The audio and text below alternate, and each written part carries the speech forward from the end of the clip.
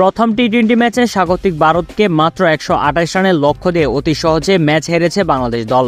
ম্যাচে কোনো প্রকার কষ্টই করতে হয়নি ভারতকে। ম্যাচ শেষে সংবাদ সম্মেলনে এসে ভারতের সাথে হারের দায় বাংলাদেশের পিচের উপর দিয়েছেন অধিনায়ক নাজমুল হোসেন শান্ত।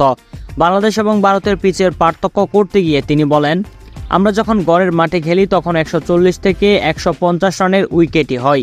ব্যাটসম্যানরা ওই রানটা কিভাবে করতে হয় সেটা জানে, কিন্তু আমরা জানি না কিভাবে 180 করা যায়। ভালো উইকেটে অনুশীলন করলে হয়তো আমাদের আরেকটু উন্নতি হবে, তবে আমি শুধু উইকেটের দোষ দেব না, এখানে মানসিক অনেক ব্যাপার থাকে। দীর্ঘদিন ধরে টি-20 ফরম্যাটে বাংলাদেশ দল ভালো ক্রিকেট খেলতে পারছে না, এই কথাটি স্বীকার করেছেন নাজমুল হোসেন শান্ত।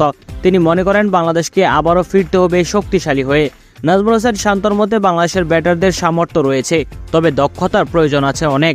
এই ব্যাপারে তিনি বলেন, আমাদের সামর্থ্য অবশ্যই আছে বলে আমি বিশ্বাস করি, তবে দক্ষতার উন্নতির অনেক জায়গা আছে, কিন্তু এই উন্নতি কিভাবে হবে?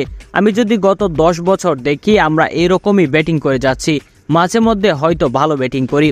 ভারতের বিপক্ষে বাংলাদেশের দ্বিতীয় টি-20 ম্যাচটি অনুষ্ঠিত হবে দিল্লির মাঠে। সে মাঠে কামব্যাক করতে চান নাজমুল হোসেন শান্ত। দিল্লিতে দ্বিতীয় টি-20 ম্যাচে ঘুরে দাঁড়ানোর কথা উল্লেখ করে তিনি বলেন, ঘুরে তো দাঁড়াতেই হবে, কিভাবে আমরা কামব্যাক করতে পারি সেটা দেখতে হবে।